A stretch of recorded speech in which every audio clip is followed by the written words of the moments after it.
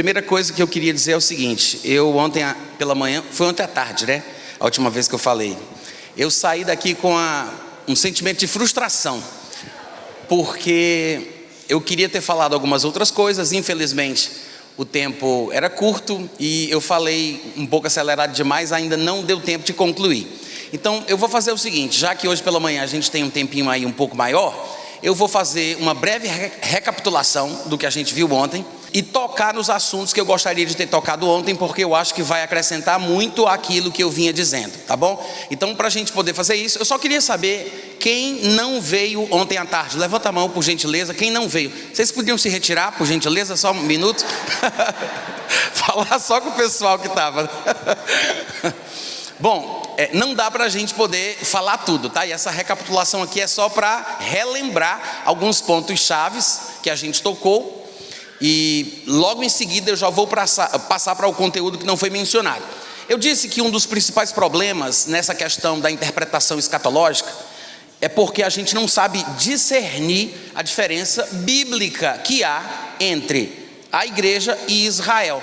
Vocês devem lembrar disso. Inclusive eu aproveitei a ocasião para explicar, penso eu, mais corretamente, sobre o que Paulo quis dizer com Gálatas 6,16, quando ele pede bênçãos sobre aqueles que andam segundo a regra do novo nascimento e sobre o Israel de Deus, termo que tem sido confundido ao longo das gerações com a ideia de que a igreja é o Israel de Deus. E isso começou no ano de 160, através de uma carta de Justino Marte, escrita para um judeu chamado Trifão, quando ele chama a igreja de o verdadeiro Israel. E de lá para cá, esse costume pegou e está no imaginário popular. Talvez até alguns de vocês também tenham pensado isso já há bastante tempo. Não sei se ontem deu para esclarecer que não é isso que Paulo queria dizer quando ele menciona o Israel de Deus, mas na verdade, na cabeça de Paulo, ele se referia a uma distinção entre os israelitas. Tem israelita que agradava a Deus e tinha israelita que não agradava a Deus. E quando Paulo pensava nisso, ele se referia à atitude da pessoa para com a mensagem do evangelho. Enquanto a nação de Israel como um todo era resistente e não se submetia à justiça que vem de Deus, tentando sempre estabelecer a sua própria, Paulo dizia que tinha alguns da nação de Israel que não estavam com o coração endurecido. Porque Paulo chega mesmo a falar em Romanos capítulo 11 que veio o endurecimento em parte a Israel. E logo no começo ele pergunta: terá porventura Deus rejeitado o seu povo? E ele diz: não, porque eu também sou israelita. Em outras palavras, alguns da nação de Israel reconheceram a ação de Deus naquele tempo, reconheceram Jesus como o Cristo de Deus, confessaram ele como Senhor e foram salvos. Esse é o Israel de Deus. Mas aquele Israel que ficava importunando até mesmo as igrejas dos gentios, até mesmo crentes em Jesus, mas ainda achando que os gentios convertidos deveriam guardar a lei de Moisés, se circuncidar, seguir a regra dietética dos judeus, guardar o sábado, aquela coisa toda, né?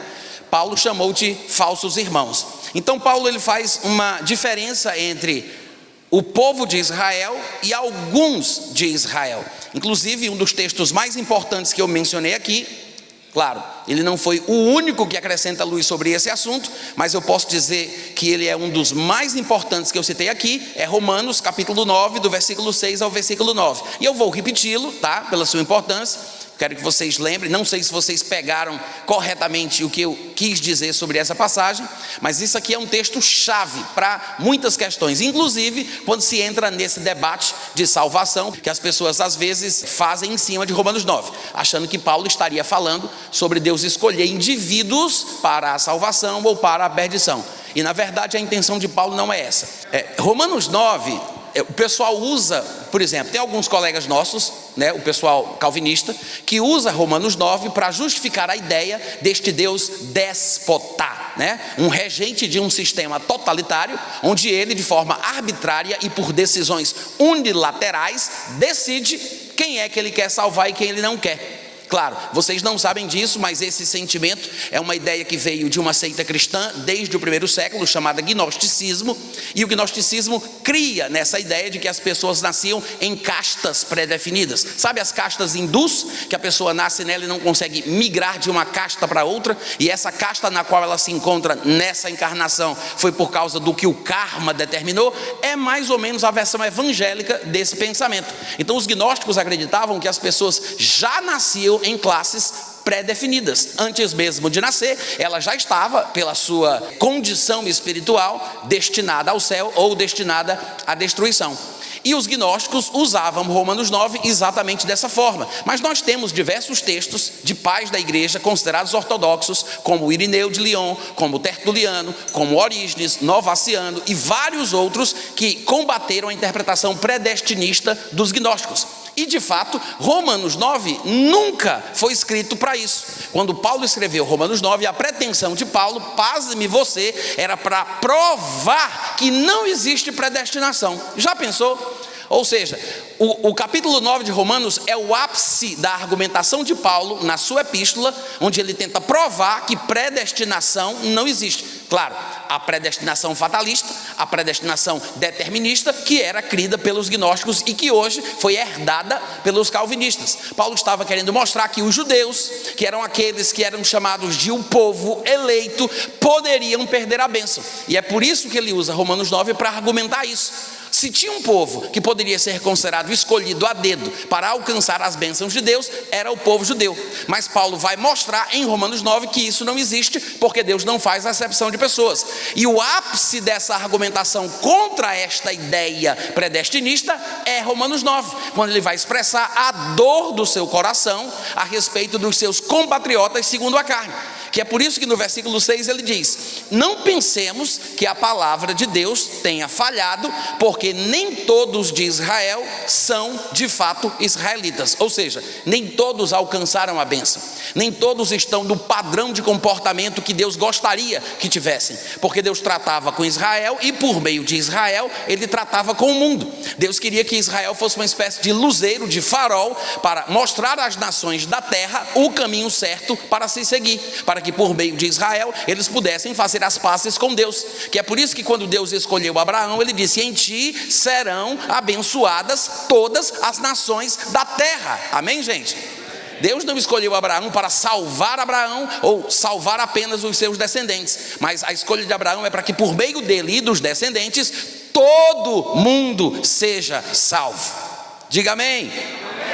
Então Paulo está expressando a sua dor e diz: eu sei que é uma pena, mas a gente não pode pensar que a culpa está em Deus, que a falha está na palavra de Deus. Não pensemos que a palavra de Deus haja falhado só porque nem todos de Israel são de fato israelitas, nem por serem descendentes de Abraão são todos seus filhos, mas em Isaque será chamada a tua descendência. Bom, todo mundo que era de Israel e israelita era descendente de Abraão, Isaque e Jacó. Mas Paulo está fazendo uma distinção aqui, querendo dizer que o nascimento de Isaque é uma espécie de alegoria para esse nascimento mais importante, que é o nascimento espiritual. Não adiantava nada um judeu ter sido gerado por pais hebreus, ter a raça pura, ser descendente de Abraão, Isaque e Jacó, e ele não nascer de novo, não nascer espiritualmente. Que é por isso que ele diz: nem todo mundo de Israel é de fato israelita, porque já havia sido previsto que os descendentes de Abraão seriam considerados a partir do exemplo do nascimento de Isaque.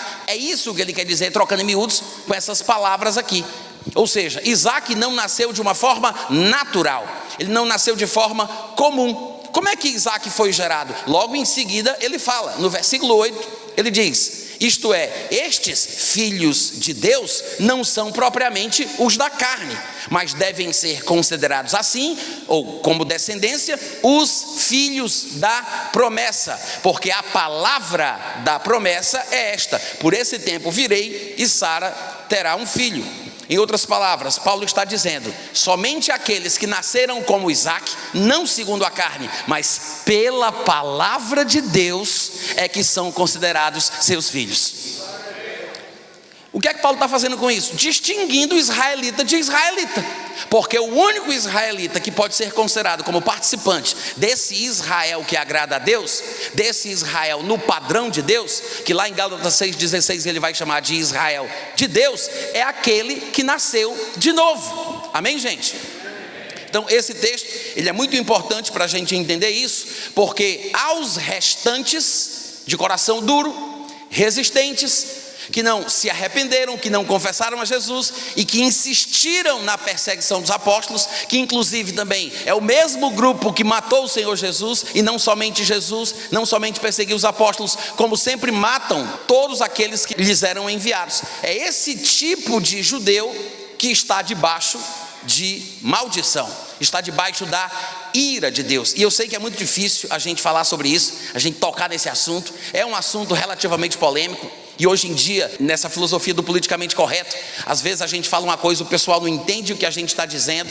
Mas é como eu falei, isso não é antissemitismo, tá, gente? É uma declaração clara dos próprios judeus sobre os seus compatriotas judeus. É a própria palavra de Deus, que é um texto realmente hebraico, falando sobre questões internas da comunidade hebraica. Nós apenas temos a oportunidade de ler e de entender. E a gente não pode errar o alvo em relação a isso, porque senão a gente vai pensar que textos que apontam para esta futura punição, o futuro juízo de Deus que cairá sobre a terra, virá para a igreja, como alguns pós-tribulacionistas, por exemplo, interpretam, porque não sabem fazer essa distinção, quando textos falam sobre uma futura punição que virá para o povo de Daniel, por exemplo, como nós vimos em Daniel 12:1. Então eu vou repetir a leitura de Lucas capítulo 21, versículo 20 a 24, tá? Para a gente relembrar o que ele diz aqui, e vamos dar sequência. No versículo 20 de Lucas 21, Jesus falando, ele disse o seguinte: quando porém virdes Jerusalém sitiada de exércitos, sabei que está próxima a sua devastação. Então os que estiverem na Judéia, fujam para os montes, os que se encontrarem dentro da cidade, retirem-se, os que estiverem nos campos, não entrem nela, porque estes dias são de vingança, para se cumprir tudo o que está escrito.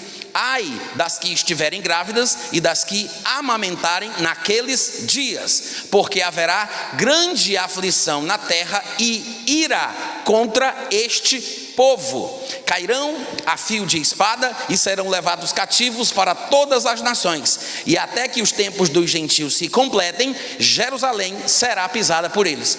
E eu sei que esse texto ele poderia ser interpretado como se fossem acontecimentos recorrentes, tipo o que está acontecendo agora, tipo o que aconteceu na guerra de não sei quando, tipo como os judeus foram maltratados em outra época. Sim, as coisas às vezes são realmente cíclicas, tá? E até mesmo profecias da palavra de Deus parecem se repetir em seu cumprimento. Inclusive é por causa disso que alguns estudiosos dizem que há profecias que são profecias de dupla referência. Elas parecem se referir a um tempo, mas também a outro tempo que virá no futuro. Se cumpre parcialmente em uma época, mas se cumpre plenamente só muito tempo depois. Então algumas coisas podem ter acontecido de forma parcial, mas elas voltarão a se repetir, e será então aquele acontecimento de forma definitiva, quando não vai ter mais repetição de sofrimento semelhante. De fato, esse momento derradeiro de sofrimento preparado para os judeus é chamado de tempo de angústia, como nunca houve nem jamais haverá.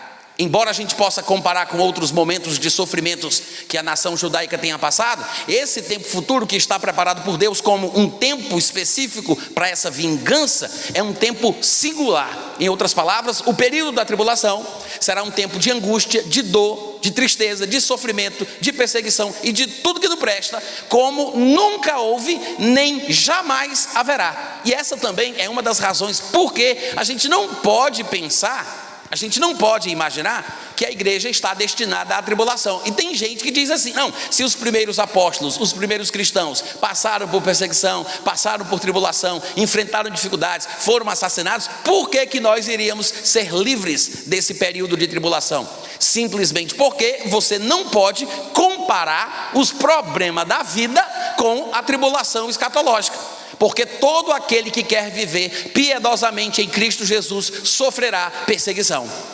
Diga amém. Não tem como escapar disso. Viver deste mundo onde Satanás é Deus é ter que nadar contra a maré. Quão mais hostil for uma sociedade em relação ao evangelho, mais você sofrerá ao tentar pregar a palavra de Deus ali. Se você for, por exemplo, o pioneiro na implantação do evangelho em determinada cidade, em determinado país, provavelmente a única coisa que você vai fazer para conseguir fazer o evangelho se espalhar é entregar a sua vida como semente. Talvez somente por meio da sua morte é que o evangelho comece a se espalhar. É o que tem acontecido em diversos lugares dos países muçulmanos, por exemplo. Hoje em dia, muitos dos nossos irmãos estão sendo perseguidos e assassinados por causa da sua fé, mas isso não significa que a tribulação começou. Amém, gente? Então, os sofrimentos que nós temos visto ao longo dos tempos, que os judeus tenham sofrido, ou que cristãos judeus tenham sofrido no começo da igreja, são sofrimentos normais que enfrentaremos neste mundo onde Satanás é Deus. Mas esse tempo de vingança, dias de vingança, como aqui diz, né, que é um tempo de angústia como nunca houve nem jamais haverá, é um momento específico da história. E claro, a gente sabe que as aflições da tribulação, os juízos que serão derramados, virão para todos os pecadores. No entanto, dos pecadores da terra, os judeus estão no começo da fila, porque a quem muito é dado, deste muito será cobrado. Que é exatamente por isso que a gente vê aqui a predominância de termos que lembram a nação de Israel. No versículo 20 ele fala Jerusalém, no 21 ele diz Judeia, depois ele vai falar ira contra este povo, e no 24 ele fala que Jerusalém será pisada. Eu sei que essa expressão Jerusalém será pisada pelos gentios pode parecer irrelevante, porque a gente às vezes não sabe o que isso significa. A gente pode pensar simplesmente que tem gentil influenciando o que acontece lá em Jerusalém, ou dominando parte da cidade de Jerusalém, mas ele está falando sobre uma invasão futura. Se você observar, é o mesmo texto, ou pelo menos é a mesma coisa que é falada lá em Apocalipse capítulo 11. Abre lá, por gentileza, Apocalipse capítulo 11. Ele diz: foi-me dado um caniço semelhante a uma vara, uma espécie de trena, né, daquela época, e também me foi dito: dispõe-te e mede o santuário de Deus, o seu altar e os que naquele adoram. Agora, deixa de parte o átrio exterior do santuário e não meças, porque ele foi dado aos gentios, e estes, os gentios, ele está falando aqui de gentios incrédulos, tá? Opositores a Israel. Ele não está falando de gentios que porventura tenham se convertido, ele está falando de gentios do mal. E ele diz: foi dado aos gentios, estes por 42 meses, meses de 30 dias, que é exatamente aquele um tempo, 2 tempos e metade de um tempo, que equivale, como o próprio texto aqui vai dizer, a 1260 dias, que trocando em miúdo é 3 anos e meio, tá? É quando a tribulação vai se intensificar. A tribulação parece ser um período de 7 anos, como prevê o livro de Daniel, dividido em 2 metades. Uma primeira metade com dores menos intensas, que Jesus parece chamar de princípio das dores, lá em Mateus 24, versículo 8, e a segunda metade, a partir do versículo 15 em diante de Mateus 24, Jesus vai chamar de grande tribulação. Então é um período de dor e de angústia de 7 anos, que começa com dores menos intensas, porque é só o começo, é o princípio das dores, e depois a coisa fica insuportável. 3 anos e meio para um lado, 3 anos e meio para o outro, tá? Então aqui ele diz: foi dado aos gentios, e estes por 42 meses calcarão aos pés a cidade santa. É a mesma coisa que a gente leu lá em Lucas, está falando sobre os gentios pisarem sobre a cidade de Jerusalém. Mas observa que aqui no contexto ele fala mais algumas coisas que parecem acrescentar luz ao tema que a gente está discutindo. No versículo seguinte ele fala: darei as minhas 2 testemunhas que profetizem 1260 dias, vestidos de pano de saco. A indicação de que eles estarão vestidos de pano de saco já significa que estes profetas, porque são 2 homens que inclusive vão ser assassinados, seus cadáveres ficarão estirados na praça da grande cidade, como a gente daqui a pouco vai ler. E eu estou dizendo isso porque tem gente que pensa que não são 2 homens, não são 2 profetas, representam a igreja e não sei o que. Não, são 2 homens, 2 profetas do calibre de Moisés e Elias, que estarão na terra, inclusive fazendo sinais semelhantes aos que eles fizeram quando estiveram aqui a primeira vez, tá? Não sei exatamente quem podem ser. Eu sei que há uma discussão e uma divergência a respeito disso. Eu voto em Moisés e Elias. Eu poderia explicar depois o porquê, mas a gente vai avançar porque eu quero falar sobre outra questão aqui. O fato é que estas 2 testemunhas, estes 2 profetas, estarão vestidos de pano de saco, para dar uma ideia de que a sua mensagem é de juízo, que vai produzir lamento e tem que causar arrependimento. É por isso que eles trazem essa vestimenta. É uma mensagem de juízo que eles têm para proferir. No versículo 4 diz que são estas as 2 oliveiras e 2 candeeiros que se acham em pé diante do Senhor da terra. Se alguém pretende causar-lhes dano, sai fogo da sua boca e devora os inimigos. Sim, se alguém pretende causar-lhes dano, certamente deve morrer. Eles têm autoridade para fechar o céu, para que não chova durante os dias em que profetizarem. Tem autoridade também sobre as águas para convertê-las em sangue, bem como para ferir a terra com toda sorte de flagelos, tantas vezes quantas quiserem. Agora presta atenção. Quando tiverem então concluído o testemunho que devem dar, a besta que sobe do abismo pelejará contra elas e as vencerá e matará. O cadáver deles e o seu cadáver ficará estirado na praça. Inclusive a palavra praça aí no grego é plateia ou platô, tá? Que é aquela superfície plana sobre um lugar alto. É como se fosse um monte e em cima do monte há uma planície. Então é um platô. E aqui foi traduzido corretamente por praça. Então ele está falando que o corpo deles, depois de mortos, os seus cadáveres ficarão estirados na praça da grande cidade. E aí eu pergunto, que grande cidade é essa onde estes 2 profetas serão assassinados?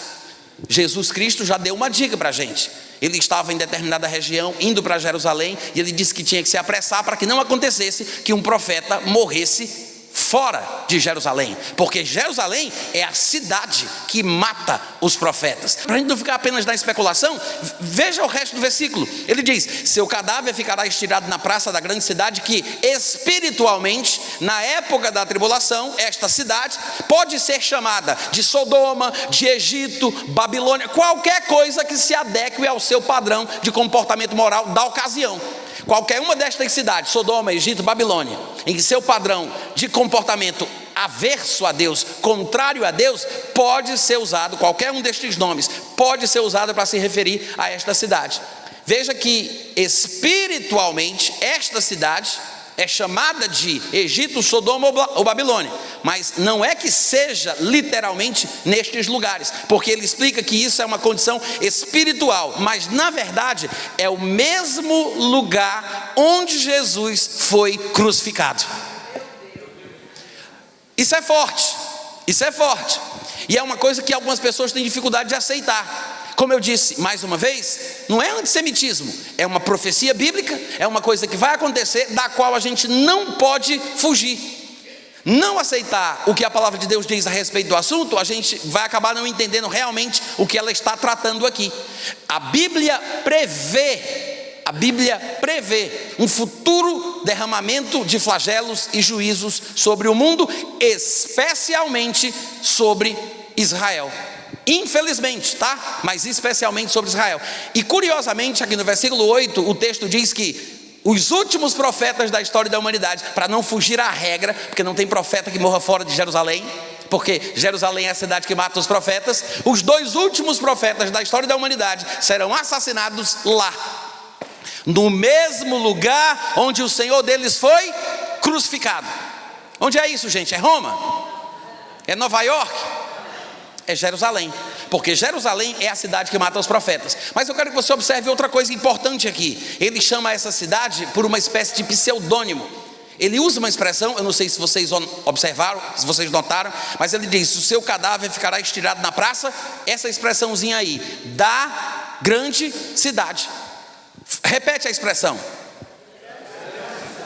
a grande cidade. O livro de Apocalipse usa essa expressão, como a gente acabou de ver, para se referir à cidade de Jerusalém. No livro de Apocalipse, a grande cidade não é outra, é a cidade onde o Senhor Jesus foi crucificado. Em outros lugares do livro de Apocalipse, ele vai repetir a mesma expressão, e tudo parece indicar que ele está se referindo ao mesmo local. O livro de Apocalipse não parece falar sobre 2 grandes cidades. O protagonismo de Jerusalém a faz ser chamada no livro de Apocalipse de a, com artigo definido, grande cidade. Claro, ela é chamada de grande por várias razões. É a cidade que deveria ser a cidade santa, a cidade do grande rei, é a cidade a partir da qual Jesus reinará no mundo por 1000 anos. Então ela tem a relevância, ela tem a sua importância no livro sagrado. Mas obviamente que quando ela não está no comportamento padrão que agrada a Deus, quando os judeus que lá habitam não se comportam como o Israel de Deus, mas quando estão como inimigos de Deus, aversos à sua vontade, rejeitando o seu conselho, em vez de Jerusalém ser chamada de noiva do Cordeiro, ela é chamada de prostituta. Você vai ver isso em diversos lugares do Antigo Testamento, mas me parece que inclusive aqui no livro de Apocalipse a coisa acontece exatamente da mesma forma. Os outros 2 textos onde a expressão a grande cidade aparece no livro de Apocalipse são, por exemplo, Apocalipse 16, 19 e depois Apocalipse capítulo 17 e 18. Mas primeiro eu queria ler com vocês o capítulo 16 de Apocalipse. Vamos dar uma olhadinha no que ele diz. Apocalipse 16, 19 diz assim: a grande cidade, a grande cidade. Estamos no capítulo 16. A gente acabou de entender pelo que disse lá no capítulo 11, versículo 8, que a grande cidade é a cidade onde o Senhor Jesus foi crucificado. Então ele está falando da cidade de Jerusalém.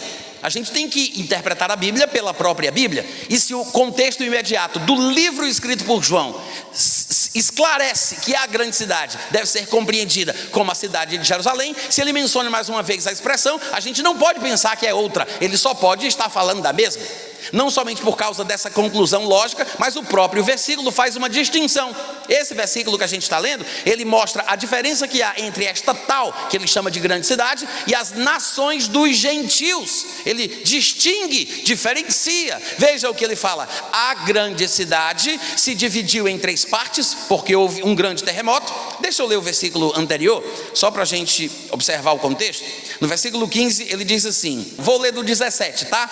Então derramou o 7º anjo a sua taça pelo ar, e saiu grande voz do santuário do lado do trono, dizendo: feito está. E sobrevieram relâmpagos, vozes, trovões, e ocorreu, observa bem isso, grande terremoto, como nunca houve igual desde que há gente sobre a terra. Por quê? Essa é uma característica do período tribulacional. Tudo é muito, né? Tudo é grande, tudo é incomparável, tudo é singular, é único, como nunca houve nem jamais haverá. É por isso que as proporções desse terremoto é como um que nunca houve sobre a face da terra, porque é um terremoto do período da tribulação, onde os flagelos estarão acontecendo como punição divina em relação aos pecadores. E aí ele diz: houve esse terremoto como nunca houve igual desde que há gente sobre a terra, e tal foi o terremoto forte e grande. E a grande cidade se dividiu em 3 partes, e também caíram as cidades das nações. Observe que de fato ele mantém a consistência interpretativa. Ele continua dizendo que Jerusalém é a grande cidade, porque ele diz: a grande cidade se dividiu em 3 partes, e as cidades das nações. A única cidade que poderia ser distinguida das outras dessa forma é a cidade de Jerusalém. Quantos concordam comigo? Então ele diz: a cidade de Jerusalém, a grande cidade, se divide em 3, e as cidades das nações, as cidades dos gentios, também ruíram. E lembrou-se Deus da grande Babilônia para dar-lhe o cálice do vinho do furor da sua ira. E o terceiro texto, inclusive, faz menção a esta prostituta que João vê no deserto, vestida de vermelho encarnado, e que tem uma frase escrita na testa, cujo nome é um mistério, como o texto diz, e se refere à Babilônia. Então eu queria que você abrisse comigo lá em Apocalipse capítulo 17, para a gente dar uma olhadinha nesse texto, tá? Apocalipse 17. Esse texto de Apocalipse 17 e Apocalipse 18, os 2 capítulos, eles dizem respeito ao fechamento da história da humanidade, quando Deus vai prestar contas com aqueles que deveriam ser os mais responsáveis pela propagação da sua palavra, que são os judeus. Inclusive o texto, capítulo 17 e 18, descreve detalhadamente o julgamento da grande meretriz. Tanto é que logo no título dessa porção das escrituras, na maioria das bíblias está escrito: a visão da grande prostituta. A explicação da visão é o julgamento dessa prostituta, tá?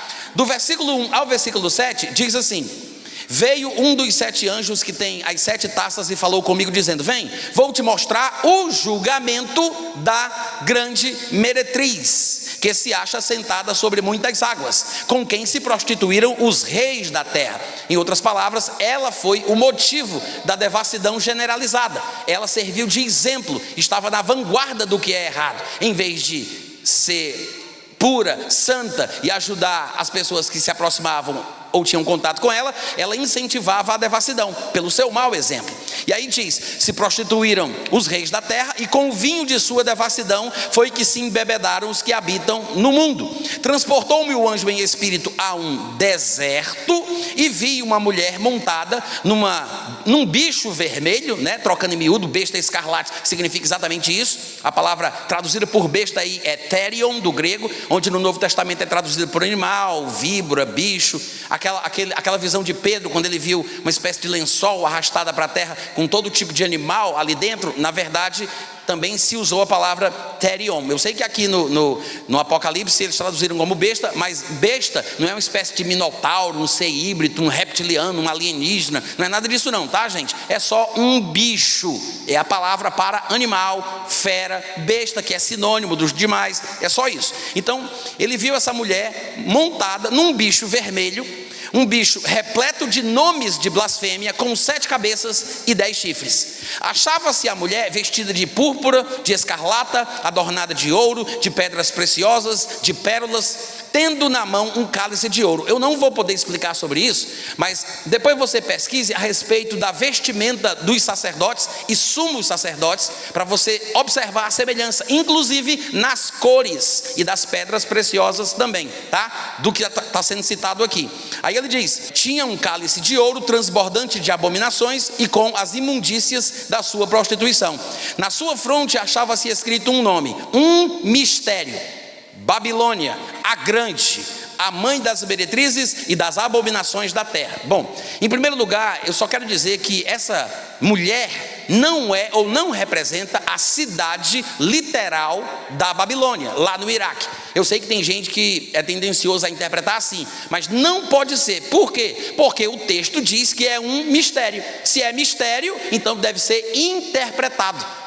É uma representação espiritual, exatamente como a gente viu lá em Apocalipse 11:8, quando diz que os profetas serão assassinados, seus cadáveres ficarão estirados na praça da grande cidade, que espiritualmente pode ser chamada de Egito, Sodoma, é a mesma coisa, mas na verdade é o lugar onde o Senhor Jesus foi crucificado. Eu penso que é exatamente a mesma coisa que está acontecendo aqui, e você vai ver por quê. Então ele diz que essa mulher tinha uma faixa na testa, e nela estava escrito um mistério: Babilônia, a grande, a mãe das meretrizes e das abominações da terra. Então vi a mulher embriagada com o sangue dos santos e com o sangue das testemunhas de Jesus.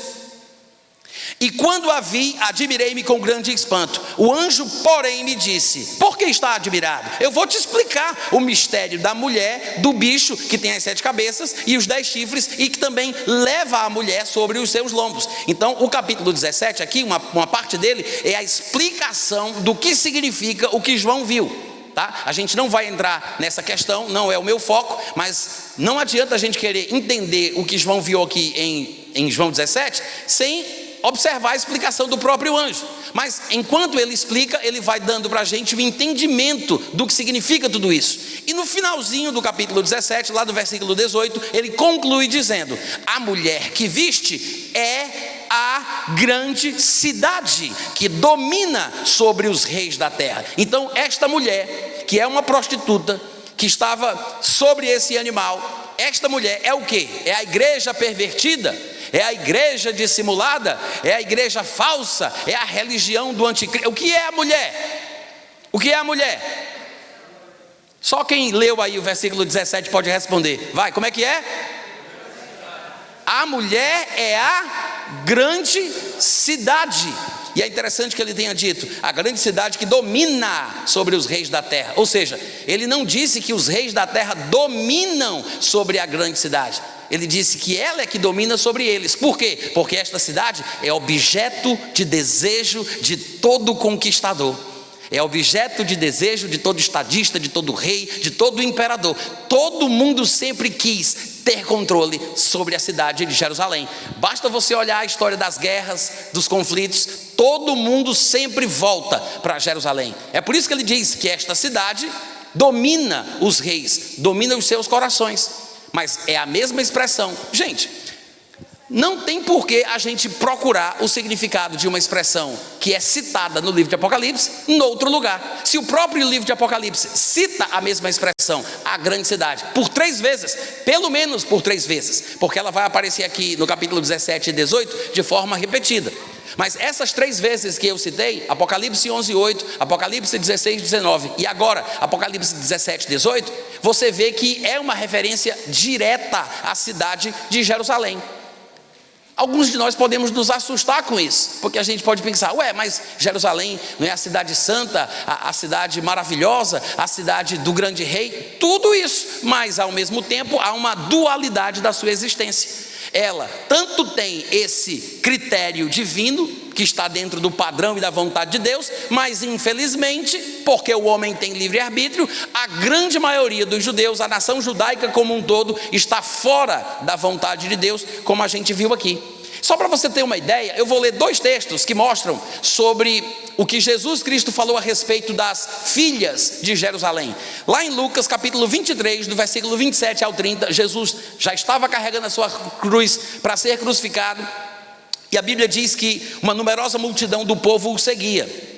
Lucas 23, 27. E também mulheres que batiam no peito e o lamentavam. Porém Jesus, voltando-se para elas, disse: filhas de Jerusalém, não choreis por mim, chorai antes por vós mesmas e pelos vossos futuros descendentes, por vossos filhos, porque um dia virá, dias virão. Isso é uma profecia, tá, gente?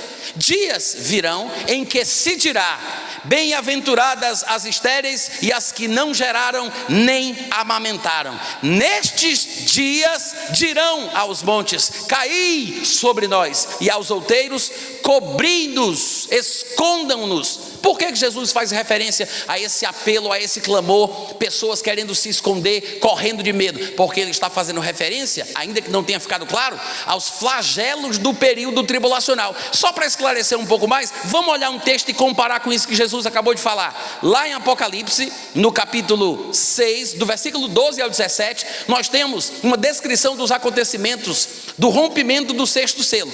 O livro de Apocalipse é uma espécie de descrição detalhada do que vai acontecer no período tribulacional, que está associado ao rompimento de 7 selos, ao ressoar de 7 trombetas e ao derramamento de 7 taças. No 6º selo, como diz, por exemplo, o versículo 12 de Apocalipse 6, diz assim: vi quando o cordeiro abriu o 6º selo, e sobreveio grande terremoto. O sol se tornou negro como saco de crina, a lua toda como sangue, as estrelas do céu caíram pela terra, como a figueira quando abalada por vento forte deixa cair os seus figos verdes.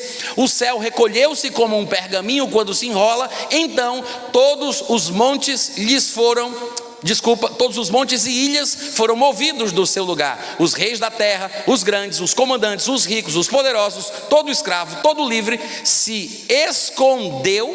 Veja, eles se esconderam nas cavernas e nos penhascos dos montes, e disseram aos montes e aos rochedos: caí sobre nós e escondei-nos da face daquele que se assenta no trono e da ira do cordeiro, porque chegou o grande dia da ira deles, e quem é que pode sustentar-se? Eu não sei se você observou, mas Jesus disse que os habitantes de Jerusalém estarão presentes no dia em que o 6º selo for rompido, porque ele disse que dias virão em que os filhos de Jerusalém, os descendentes destas mulheres que lamentavam o que acontecia com Jesus, diriam: cobri-nos, escondei-nos, que é exatamente aquilo que está sendo dito lá no rompimento do 6º selo.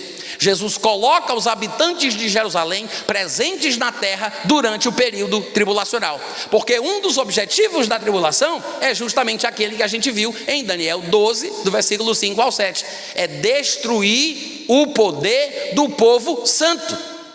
O objetivo é esse: quebrantá-los, para que eles se arrependam e reconheçam que Jesus é o único Salvador. Amém, gente? É por isso que, por exemplo, Jeremias 37, que é um versículo bem popular, diz que esse tempo de sofrimento futuro é o tempo de angústia para Jacó. Abre aí, Ou coloca aqui atrás, olha só: ah, que grande é aquele dia, e não há outro semelhante, é tempo de angústia para Jacó, ele porém será salvo dela. Ou seja, a tribulação que Israel sofrerá será o meio pelo qual Deus os disciplinará, eles se arrependerão e farão as pazes com Deus, como vai dizer Paulo lá em Romanos 11:25. Finalmente todo o Israel será salvo. Mas esse tempo de angústia, como nunca houve nem jamais haverá, observe bem, é um tempo de angústia para quem? Para Jacó. Ou seja, há uma predominância do povo judeu no foco da tribulação. Eu sei que os pecadores da terra que são gentios também sofrerão. A tribulação não vai acontecer somente na terra de Israel. Mas observe que há um protagonismo dos judeus de Jerusalém, da terra de Israel, no período tribulacional. Vocês não lembram daquele texto de Mateus 24 que a gente citou aqui, do versículo 15 em diante? Abre comigo lá, Mateus 24, versículo 15. Vamos dar uma olhadinha. Quando, pois, virdes o abominável da desolação do qual falou o profeta Daniel no lugar santo, e a gente já sabe que o lugar santo é Israel, que é na Judéia, que é em Jerusalém, que é no Monte Moriá, que é o monte do templo, e quando o templo está de pé, o lugar santo é dentro, porque tem o santo lugar e o santo dos santos. Não é outro lugar na terra, tá? Que é por isso que ele diz que quando o abominável da desolação estiver no lugar santo, quem estiver na Judéia, fuja de lá, porque a Judéia contém o lugar santo. O lugar santo fica na Judéia. Quando ele estiver lá, quem estiver na Judéia, fujam para os montes. Quem estiver no eirado, uma construção arquitetônica característica daquela região, naquela época, ele diz: quem estiver no eirado, não desça para tirar de casa alguma coisa. Quem estiver no campo, não volte atrás para buscar a sua capa. Veja a situação crítica da ocasião. Tanto que as três expressões demonstram isso. Ele diz no versículo 16, fujam. No 17 ele fala, não desça. No 18 ele diz, não volte. Fujam, não desça, não volte. É um momento para salvar a sua pele. É um momento para preservar a sua vida. É para escapar da perseguição do anticristo, que invadirá a terra de Israel. Que é exatamente por isso que ele vai dizer que eles têm que orar para que a vossa fuga não aconteça no dia de sábado, porque ele não conseguiria preservar a sua vida nessa fuga, só podendo correr 1 quilômetro, porque é a jornada de um sábado. 1 quilômetro não seria suficiente para poder salvar a sua pele. Então no versículo 19 ele diz, ai das que estiverem grávidas e das que amamentarem naqueles dias. Porque não tem como uma grávida e uma mãe que amamenta fugir adequadamente de uma perseguição que pode causar-lhe a morte, né? Sem falar dos sofrimentos de ver um filho sendo massacrado também. E aí ele diz, orai para que a vossa fuga de quem? Daqueles que habitam na Judéia, gente, porque ele vai invadir o lugar santo. Então quem estiver na Judéia tem que fugir. Ele está falando especificamente, primeiramente, do povo judeu. Então ele diz, a vossa fuga não se dê no inverno nem no sábado, porque quando o inverno é muito rigoroso, neva até mesmo em Jerusalém e não dá para fugir adequadamente na neve. A gente vê os noticiários que quando a neve está muito forte, inclusive as escolas fecham, as pessoas não saem do carro, aeroportos também fecham, porque é perigoso, pode acontecer acidente. Não dá para fugir adequadamente numa época assim. Então ele diz, orem para que não seja no inverno nem no sábado, porque nesse tempo, que é a segunda metade da tribulação, quando o anticristo quebra aquele acordo com muitos que inclui a nação de Israel, e ele invade a terra dos judeus, nesse tempo haverá grande tribulação, como desde o princípio do mundo até agora não tem havido, e depois disso não haverá jamais. Então será um período insuportável. E eu sei que você observou aqui que ele está falando sobre o anticristo, essa obsessão do anticristo pelos judeus. Eu quero apenas abrir um parênteses para dizer que o período tribulacional não trará sofrimentos aos habitantes da terra só por causa das campanhas militares do anticristo. A gente acabou de ver em Apocalipse capítulo 6 que os poderes dos céus serão abalados. O maquinário celeste, pela primeira vez na história, vai quebrar, meu irmão. A Bíblia diz que o sol vai ficar preto, a lua vermelha como sangue, as estrelas cairão do céu pela terra, os homens desmaiarão pela expectativa do que está para acontecer no mundo. Não é só por causa das guerras causadas pelo anticristo. O anticristo é só uma vara da ira de Deus, é apenas um instrumento de punição, mas muitas coisas estarão acontecendo. Se você parar para pensar, Jesus disse que é um tempo como nunca houve. para pensar sobre isso. Nem o dilúvio está sendo colocado em voga. Ele diz: não, nunca teve nada igual. Como vai ser? Não tem nada que se compare. Nunca houve, nem haverá algo assim. Não faz sentido colocar a igreja do Senhor Jesus numa condição dessa. Não faz sentido. Não faz sentido. Agora, como eu entendo, a razão por que muitos estão enxergando a igreja é porque não estão discernindo essa diferença das passagens que falam da punição para o povo de Israel, esse povo escolhido, os santos, como são mencionados lá em Daniel, achando que são referências à igreja do Senhor Jesus, porque eles não viram o tanto de texto que fala desta futura punição do povo eleito, do povo escolhido, do povo de Israel, que deveria ter uma atitude X, mas está se comportando de uma forma completamente errada. Então, há uma agenda.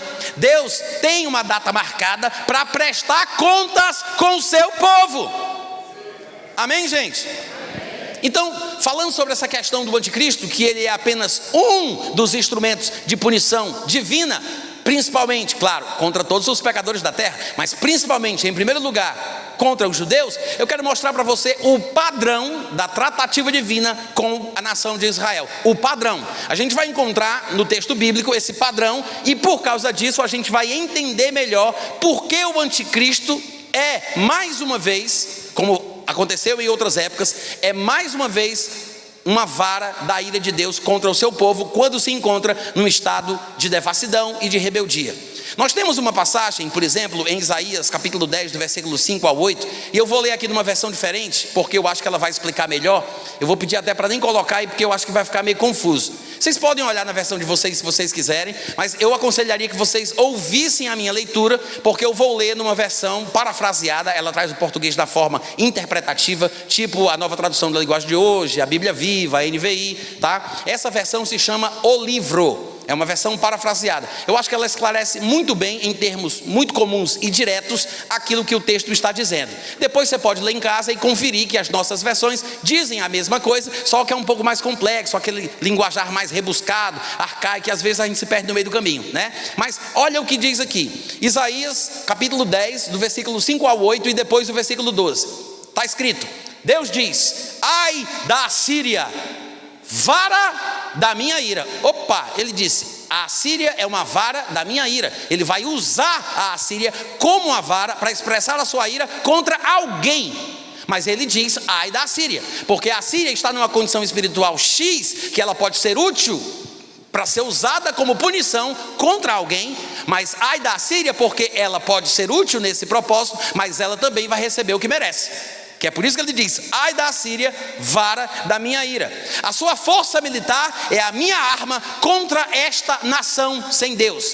E ele está falando sobre a nação de Israel, tá? Depois você pode olhar o contexto, mas aqui mesmo ele vai esclarecer. É contra a nação de Israel que ele está proferindo essa palavra. Então ele diz: a Assíria, a sua força militar, é a minha arma contra esta nação sem Deus, condenada e amaldiçoada. Fará nela escravos, saqueá-los-á, os pisará como o pó debaixo dos pés. Mas o rei da Assíria não saberá que fui eu quem o mandou. Pensará simplesmente que está a atacar o meu povo como parte do seu plano de conquista do mundo. Ele declarará que cada um dos seus príncipes será brevemente um rei, que governará cada uma das terras conquistadas. Versículo 12: depois do Senhor concluir toda a sua obra no monte Sião e em Jerusalém, está no mesmo contexto, ele está falando do que fará com o seu povo através da Assíria, que nessa ocasião será uma espécie de instrumento, a vara da sua ira. Aí ele diz: quando Deus terminar essa obra punitiva no monte Sião e em Jerusalém, ele dirá: eis que castigarei o rei assírio, por causa da sua arrogância, do seu coração orgulhoso e do seu olhar insolente. Então observe, Deus usando um imperador pagão de um império vizinho ao norte de Israel para punir o seu povo por causa da sua obstinação no pecado, por causa da sua rebeldia. Não foi a única vez que isso aconteceu. Nós temos outro exemplo, Esdras capítulo 5, versículo 12. Se quiser colocar, pode colocar aí, tá? Eu vou ler na versão mais comum que a gente usa realmente. E em Esdras capítulo 5, versículo 12 está escrito: depois que nossos pais provocaram a ira, o Deus dos céus. Observe que é basicamente o mesmo comportamento mau que os judeus tiveram, para que Deus ficasse irado e consequentemente os punisse mais uma vez. Isso aqui é outro episódio, tá? Aquela primeira vez falou sobre a Assíria como vara da ira de Deus. Agora ele vai falar da Babilônia novamente como vara da ira de Deus para punir o povo de Israel. Então ele diz: depois que nossos pais provocaram a ira, o Deus dos céus, ele os entregou nas mãos de Nabucodonosor, rei da Babilônia, o caldeu, o qual destruiu esta casa e transportou o povo judeu para a Babilônia. Segundo acontecimentos semelhantes, Deus usando o imperador pagão para punir o seu povo, quando o povo judeu insiste em ficar fora da vontade de Deus, em rebeldia à vontade de Deus, obstinado no pecado, não cumprindo o seu papel. A quem muito é dado, deste muito será cobrado. Vocês estão com medo? Pode dizer amém, viu, gente? Jeremias capítulo 50, do versículo 17 ao 18, ele diz, agora já estou em Jeremias, tá? Nesse texto aqui, ele vai mencionar esses dois episódios na história de Israel, quando a Babilônia e a Assíria foram usadas para punir o povo de Israel. Então ele diz o seguinte: cordeiro desgarrado é Israel, os leões o afugentaram. Primeiro devorou o rei da Assíria, como a gente viu. Primeiro foi a Assíria. Por fim, Nabucodonosor, que o desossou. Versículo 18: portanto, assim diz o Senhor dos Exércitos, o Deus de Israel: eis que castigarei o rei da Babilônia e a sua terra, como eu fiz, como castiguei o rei da Assíria. Por que eu li esses textos? Para mostrar para vocês o padrão de Deus ao tratar com o povo de Israel quando ele fica obstinado no pecado. Deus usa um imperador pagão como vara da sua ira, e aí ele pune os judeus para que eles se arrependam e se reconciliem com Deus, e depois ele pune aquele instrumento usado pela sua arrogância, pela sua dureza, pelo seu orgulho. É exatamente o que vai acontecer através do anticristo. O anticristo é uma repetição desse padrão. O anticristo não será um judeu, como algumas pessoas às vezes gostam de pensar. Eu sei que eu vou abrir aqui uma lata de minhoca, mas eu vou dizer mesmo assim, o pregador sou eu, falo o que eu quiser.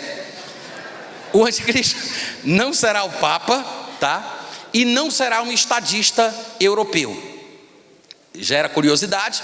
Daqui a pouquinho, se der tempo, no segundo intervalo, no segundo tempo a gente pode falar sobre isso, tá? Mas na minha concepção, pelo padrão bíblico que a gente observa, inclusive com diversos textos que parecem corroborar essa interpretação, o anticristo será um pagão, assim como Nabucodonosor, assim como o rei da Assíria, Senaqueribe, exatamente assim, no mesmo padrão. Veja a estátua do sonho de Nabucodonosor, os impérios que se sucederam, todos impérios pagãos que são mencionados ali, porque tem alguma influência sobre a cidade de Jerusalém. Eles dominaram Jerusalém em seu tempo. Cada um daqueles impérios era regido por um imperador pagão. O anticristo não pode ser diferente. Ele será apenas mais um gentil pagão que será levantado para punir os rebeldes de Israel, exatamente como Deus sempre fez. Ele vai invadir a terra de Israel, vai levar cativo, vai saquear, vai levar para o norte, vai levar para o sul, vai ser um ribuliço, vai ser um sofrimento. Jesus diz: quem estiver na Judéia, fuja, meu irmão, fuja. Você vai ler Apocalipse 17 e 18, ele fala sobre os santos serem convocados a saírem de lá, para se preservarem. Lá, depois você pode ler em casa os capítulos 17 e 18. Por quê? Porque o anticristo é uma repetição do padrão divino, das suas tratativas para com o povo de Israel. E depois que o anticristo tiver servido ao seu propósito, que é punir a nação de Israel pela sua rebeldia, pela sua dureza, pela sua insensatez, o que é que vai acontecer com o anticristo? Ele não puniu o rei da Síria? Ele não puniu Nabucodonosor? O que é que vai acontecer com o anticristo? Quando o Senhor Jesus Cristo vier, ele o matará com o sopro da sua boca. É a mesma coisa. Ele vai ser punido também, como todos os outros foram, mas vai servir a um propósito. E eu sei que é muito forte dizer isso, porque a gente não entende a condição espiritual atual dos judeus. Eu dei muitas pistas aqui ontem quando nós lemos essas passagens que falam sobre como Deus vê a nação de Israel atualmente. Mas eu quero mostrar para você uma passagem que é considerada historicamente polêmica, porque essa passagem que eu vou ler daqui a pouco, ela foi inclusive usada por alguns cristãos ao longo da história para justificar perseguições e assassinatos em massa ao povo judeu. Porque alguns destes personagens da história não se atinaram para aquele ponto importante que a gente comentou aqui de Romanos capítulo 8, versículo 28, quando Paulo diz que os judeus são inimigos por causa do evangelho, por vossa causa, são inimigos do evangelho por vossa causa, mas são amados por causa dos patriarcas. Os judeus devem ser considerados, por todo cristão cheio do Espírito Santo, o judeu deve ser considerado como um inimigo amado. Inimigo não porque a gente deteste eles, muito pelo contrário. Como diz Romanos 15, 27, nós somos devedores aos judeus, porque nos tornamos participantes dos seus valores espirituais. Amém, gente? Agora, por que eles são nossos inimigos? Porque eles não nos aceitam, eles não nos suportam por causa do evangelho. Então isso incomoda, é uma pedra no sapato. Como é que o Deus de Israel ama um gentil que não guarda a lei de Moisés? Isso é um absurdo para eles, isso é inaceitável.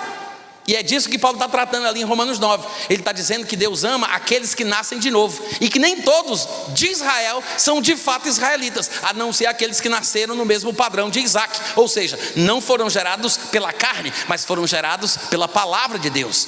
E depois ele cita o exemplo de Jacó e Esaú para demonstrar que não importa se você é descendente de Abraão, Isaac e Jacó fisicamente falando, e não importa se você pratica a lei de Moisés. E ele usa os exemplos de Jacó e Esaú para mostrar que os dois não tinham praticado obra nenhuma para que o propósito de Deus quanto à eleição prevalecesse. Jacó foi escolhido nessas condições para que isso exemplificasse no período da nova aliança que não é por obras que a pessoa é justificada. Então não precisa ser descendente de Abraão, não tem esse negócio de ter que guardar a lei, porque Deus ama a todos sem acepção.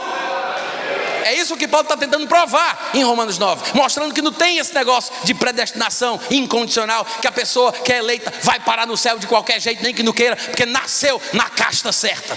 Porque quem pensava assim eram os judeus, e Paulo está ali mostrando que é uma ilusão achar isso, só que as pessoas entenderam tudo errado. Agora, a condição atual dos judeus é descrita por Paulo em 1 Tessalonicenses capítulo 2, e é um texto forte, mas eu quero ler com vocês 1 Tessalonicenses capítulo 2, a partir do versículo 13, tá? Para a gente entender bem aí o contexto. Lembrando que Tessalônica era uma cidade grega, era a cidade mais importante da região norte da Grécia. A região norte da Grécia era chamada de Macedônia, inclusive esses termos aparecem na Bíblia, e a cidade mais importante da Macedônia, que era a região norte da Grécia, era Tessalônica. Ao sul tinha uma cidade muito importante, a região sul era chamada de Acaia, e a cidade mais importante da região sul da Acaia era Corinto.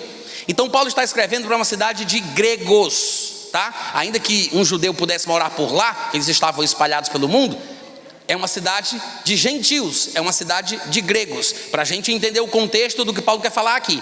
No versículo 13 ele diz: outra razão ainda temos nós para incessantemente dar graças a Deus, é que tendo vós recebido a palavra que de nós ouvistes, que é de Deus, acolhestes não como palavra de homens, e sim como em verdade ela é, a palavra de Deus, a qual, com efeito, está operando eficazmente em vós os que credes. Tanto é assim, irmãos, que vocês se tornaram imitadores das igrejas de Deus que estão lá na Judéia.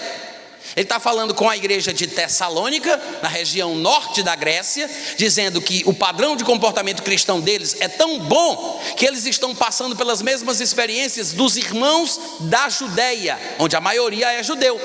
Ou seja, muitos crentes judeus foram perseguidos pelos seus compatriotas, pelos seus conterrâneos, os seus patrícios. E Paulo está dizendo: rapaz, vocês estão tendo a mesma experiência aí. Aí ele continua: tanto é, irmãos, que vocês se tornaram imitadores das igrejas de Deus existentes lá na Judéia em Cristo Jesus. Porque vocês também, assim como eles, vocês também padeceram da parte dos vossos conterrâneos, vossos patrícios, as mesmas coisas que eles lá na Judéia, por sua vez, sofreram dos seus conterrâneos, que no caso eram os judeus. Ele toca no nome dos judeus, olha que coisa, ele diz: vocês estão sofrendo dos pecadores do mundo, daí da cidade de Tessalônica, as mesmas coisas que a igreja estava sofrendo dos pecadores judeus da Judéia. Aí quando ele menciona os judeus, que eram perseguidores da igreja, ele diz: deixa eu falar um pouco mais sobre essa característica nociva dos meus compatriotas segundo a carne. Aí ele diz: os quais, ele diz, os judeus estão perseguindo a igreja, os quais não somente mataram o Senhor Jesus, os profetas, e como também nos perseguiram. Os judeus não agradam a Deus. Está escrito isso? Não agradam. Ele não disse não agradavam, ele não disse não agradarão. Ele está falando do estado dos judeus, o estado espiritual dos judeus, no momento em que ele está escrevendo aquilo ali. E esse estado até hoje não mudou, tá, gente? Ainda continua exatamente do mesmo jeito. O único momento, a única ocasião em que os judeus se converterão e sairão dessa condição é quando eles estiverem no período da tribulação. Então Paulo diz: os quais não somente mataram o Senhor Jesus, mataram os profetas, também nos perseguiram e não agradam a Deus, e são adversários de todos os homens da terra. Por quê? Porque em vez de cumprir o seu papel designado por Deus, porque o próprio Jesus reconheceu que a salvação vem dos judeus, eles estavam fazendo exatamente o contrário. Mataram Jesus, mataram os profetas, perseguiram os apóstolos que pregavam o evangelho, fazendo exatamente o contrário. E por causa disso, eles têm culpa no cartório e se tornam automaticamente adversário de todos os homens que precisam de ajuda. Adversários de todos os homens, a ponto de nos impedirem de falar aos gentios para que eles sejam salvos. Olha que absurdo. Na versão NVT, a nova versão transformadora, esse versículo 16 está assim, que ele é um pouco confuso nas versões mais comuns. Eu vou ler na nova versão transformadora, porque esclarece um pouco mais. Ele diz: procurando impedir-nos de anunciar a salvação aos gentios. Com isso, eles continuam a acumular pecados, mas a ira de Deus finalmente os alcançou. Amém, gente? Eu vou parar por aqui, mas eu quero que você pense sobre isso e entenda de uma vez por todas que há uma agenda de Deus futura para o povo de Israel. E há muitos textos que falam do que acontecerá no período da tribulação. E não se confunda pensando que esse destino de ira, de flagelos, de juízo que Israel experimentará é também destinado para a igreja, porque uma coisa é totalmente diferente da outra. Deus não nos destinou para a ira, mas para alcançar a salvação em Cristo Jesus, tá? Daqui a pouquinho a gente volta e a gente continua, pode ser? Muito obrigado, beijo no coração, vai com Deus.